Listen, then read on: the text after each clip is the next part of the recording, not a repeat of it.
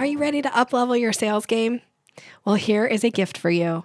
It is the Mastering the Sales Conversation mini training. This training gives you my proven step-by-step approach to sales so that you can go from that overwhelmed and intimidated approach that you have to sales to feeling confident and leading a conversation so that you easily guide somebody to hiring you. You can get it right now by going to yoursalesmaven.com/mastering. This is my gift to you. Go grab it now.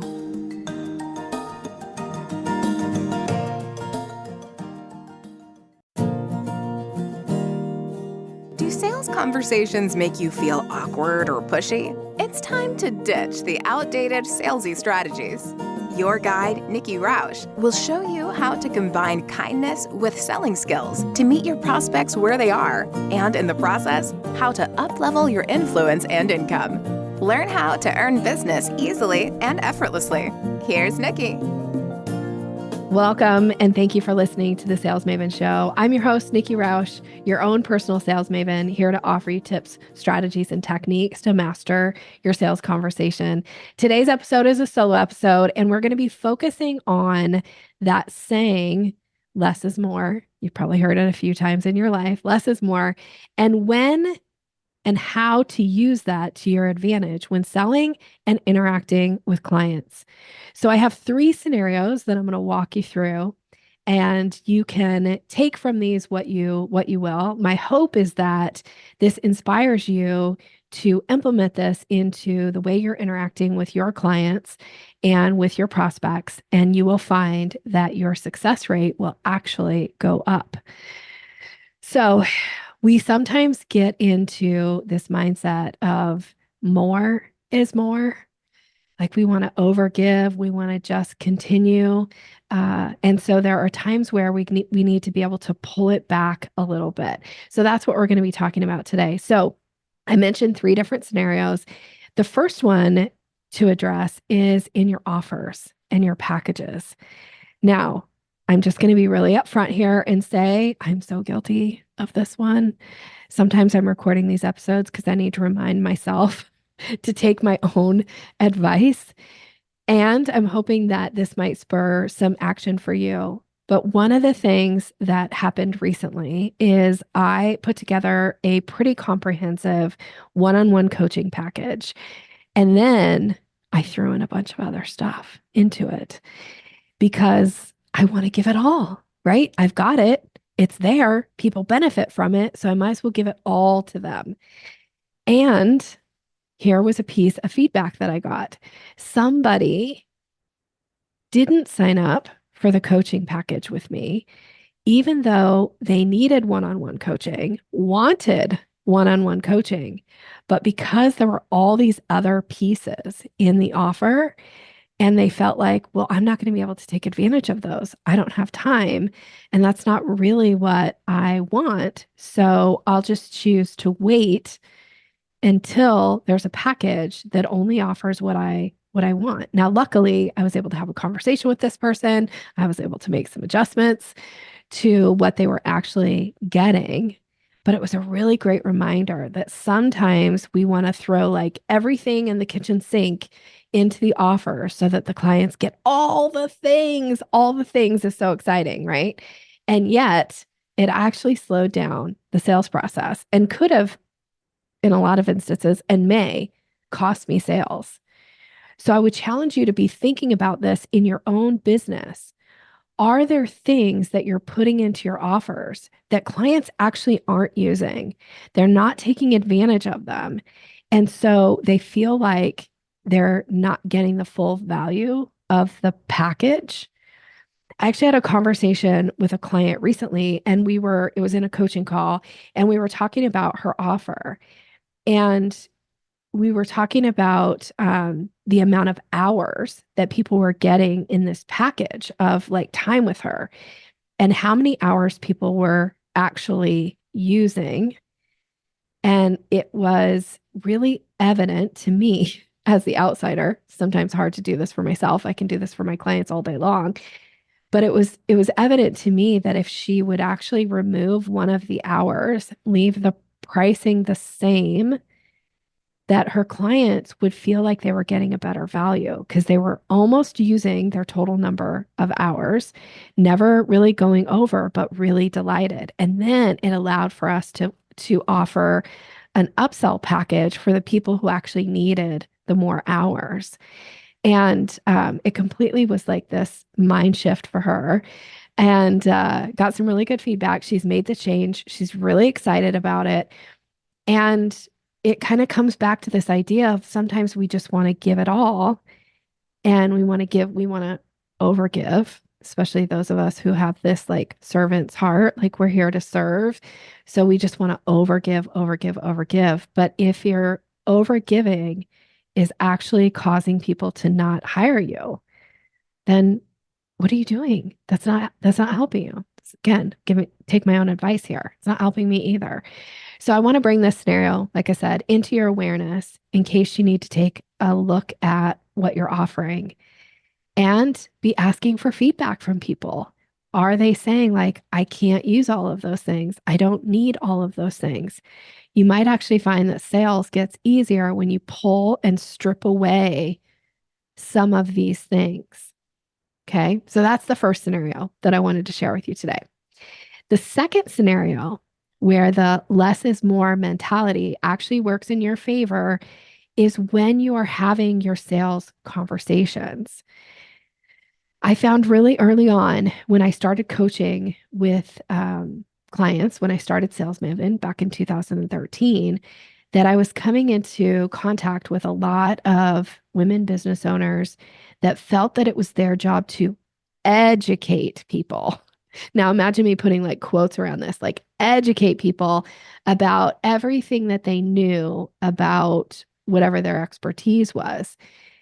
And they were doing it in the sales conversations that was overwhelming people. And if you have that mentality where you like to tell people all the things, you want them to know all the stuff that you probably are doing this thing where it's the more is more, it's the word vomiting, it's the piece that will slow people down, often cause them to either be overwhelmed in conversations with you or feel like they really need time to think about it. And then they'll go find somebody else who made it easier for them to buy. Because most of us are just looking for a solution. We don't need to know all the back end. We don't need to know all the history.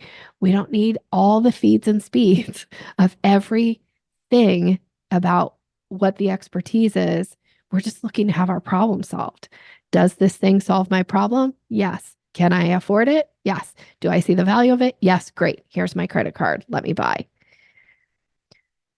So I would challenge you to think about this. This is another kind of building off this. Well, let's say this is scenario 2.1. I'm going to add to a little bit to this. Is this can also happen when we feel compelled in our sales conversations to coach and give advice. One of the things that I teach to my clients, and it's something that comes up a lot in conversations in the Sales Maven Society, is to not coach on your consult calls, to not give advice.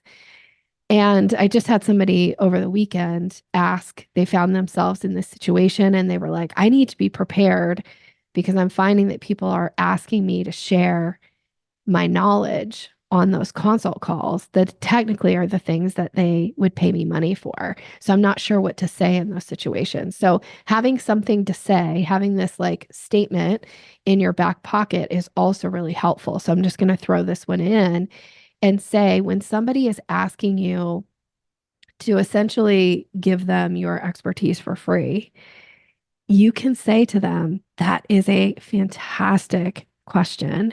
And it's definitely something that we'll cover in your package or in your strategy session, or once we start working together, we'll get you all the answers to that. It can feel kind of overwhelming sometimes to feel like, oh, can I really say that to somebody? Yes.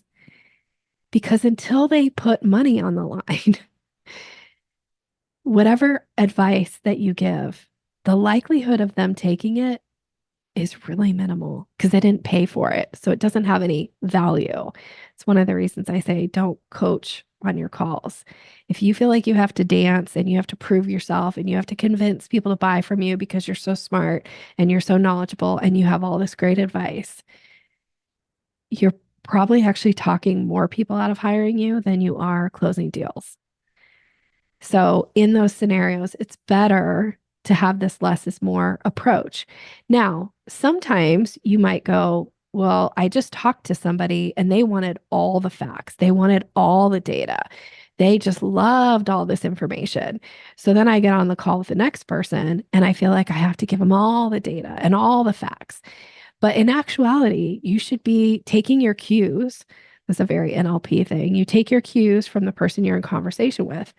So it's good to have this type of question in your back pocket, or maybe here's a couple questions that I'll offer to you here. You could ask somebody, what about this would be helpful for you to know?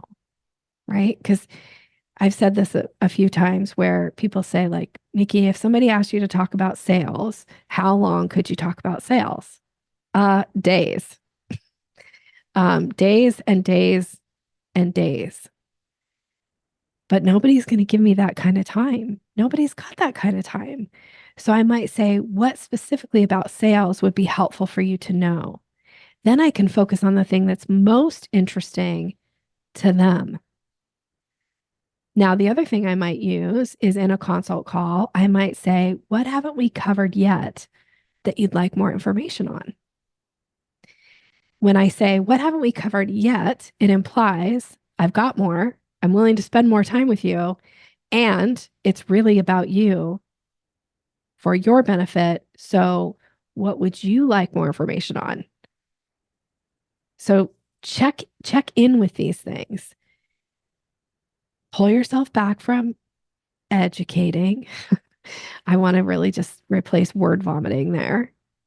And you give just enough to earn the person's business. And then when they hire you, then you can give them all the things. And if they want more, great. You've got lots of places where they can go and get more, right? All right. Third scenario has to do when you have to acknowledge and or apologize for making a misstep. This is one of those places where people tend to default into the more is more. And yet, from a relationship standpoint, less is more is usually the better option. So I'm going to share a couple examples here with you.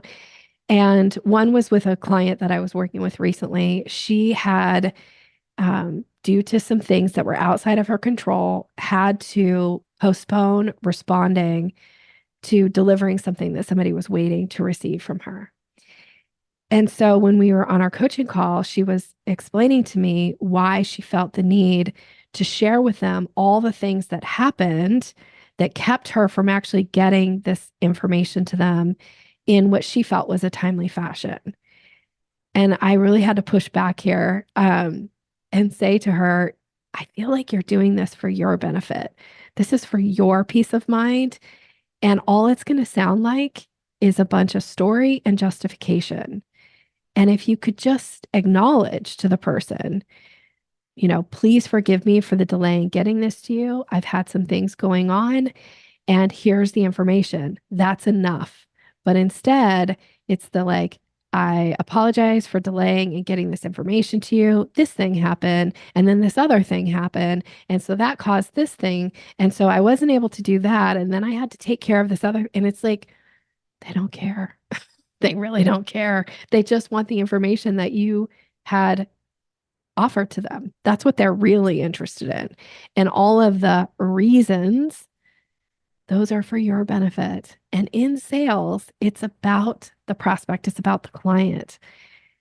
It's about making it easy for them, giving them just the amount of information that they want, and then moving on. Now, here's the second scenario. This actually involved me. So I had a situation that came up. Somebody who I pay money to, there was a kind of a misstep. And so I brought it to the owner of the company. I brought it to this person's attention. and just let them know, like, this happened. I'm not okay with this. And I just want you to be aware that I'm not okay with this. And I would prefer that going forward, this is how something was handled. To which the owner immediately responded, apologizing, acknowledging that that was a misstep on their part, and asking what, if anything, they could do to make it right. It was a perfect response. I was so happy with that response. That's all I needed, was an acknowledgement that they made a misstep, they recognized it, and they won't do it again. That was that. That was it. That was all I needed. And then a week went by, and somebody from this person's team reached out to me and explained to me that it was brought to their attention that I was unhappy about something, and that they couldn't really understand why I was unhappy about it. And it took them time to really come to terms with it. And then the person went on to explain why they did what they did, essentially justifying the behavior. Now, I was fine the week before with the response, but then I get this follow up, and I'm feeling now a little bit like, oh, okay. So now you're pushing this back on me and essentially saying, like, me expressing my dissatisfaction with something is my problem and caused you all of this angst. Now I'm supposed to be responsible for your angst for something that you did that, frankly, is bad business. So now I'm feeling a little bit like pinched. I'm left feeling pinched. Now, end result, the person, their intentions were good. It wasn't like they were being malicious, and it wasn't like they were being um, rude in any way. It just was this idea of, I need to justify my behavior. And one of the ways they justified their behavior was they did this because somebody, not me, and not having anything to do with me, but another one of their clients had asked them to do something. So they just assumed that everybody would want it, and then included me, wrapped me into something that, again, in my opinion, is bad business. So I'm left going, wait, so now it's okay. You do what one person out, like one client asked for something and you accommodate. But I ask for myself to not be included in this going forward. And now I have to get the story, and I have to get the justification, and I have to be like, hear all of your reasons. So it starts to make me go, well, which client do you value? Because it's not me in this scenario. I don't feel prioritized. My desires don't feel acknowledged. So this is why I would say so many times, when you feel compelled to want to give all the explanation as to why something didn't go well, why you missed a step, it's better to just acknowledge, I recognize I missed the step here. I apologize. It won't happen again. That's usually all you need. I try to teach this to my team too. Like, I'm totally fine with my team members making mistakes. Um, we all make them. I do often. What I don't want is a bunch of story and explanation as to why, and justification as to why you did something. It's kind of irrelevant, because if it wasn't right, then just acknowledge it wasn't right and then correct it in the future. That's enough. One of my people I admire so much, Kate All, she has Simple Pin Media as her business. I love Kate, and I think she's brilliant. And I heard her speak on stage one time, and she was talking about it's important to learn how to fail forward, right? So we learn from our mistakes and we fail forward. And I guess I relate this back here as well, is that when you make a mistake, you acknowledge it, and then you correct it and you do better in the future. But having to share a bunch of the story is really for your benefit, because it makes you feel better Like you want somebody to understand you. You want somebody to agree with you. You want somebody to go, oh, I guess I was wrong for commenting or pointing out where you made a mistake. It's like, no, you're still wrong. You still made the mistake. So just acknowledge it and move on. We don't need to like beat the dead horse, as they say. So, especially in these situations, refrain, refrain from all the story. It's usually not necessary. And it opens you up for somebody to pick holes in your story. It opens it up to be now a back and forth, your side, my side, he said, she said, like it just doesn't ever work. Very, very rare. It doesn't work. That's what I'll say. Very rare doesn't work. So this idea of less is more, this is a saying. It's I did a little bit of research. It says it dates back to ancient Greek time. There was also a famous architect that said this. And I think when you find yourself in these scenarios, ask yourself, is less more here? And chances are the answer is going to be yes. And it's going to be to your benefit and to your prospect or your client's benefit. And it's going to make sales and client interactions so much easier for you.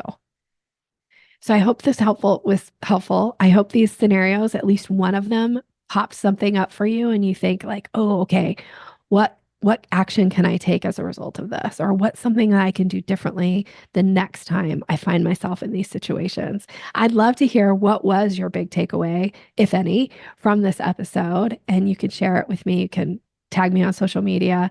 Those of you who are in my coaching programs, you can certainly post in our private groups. And thank you so much for being here. Thank you for listening. I'm so grateful that you continue to show up and listen to the podcast. And I hope this episode was helpful. I wish you continued success in all that you're doing. Take care. Thanks for listening to Sales Maven. Visit us online at yoursalesmaven.com/maven for more resources to boost your confidence and skills.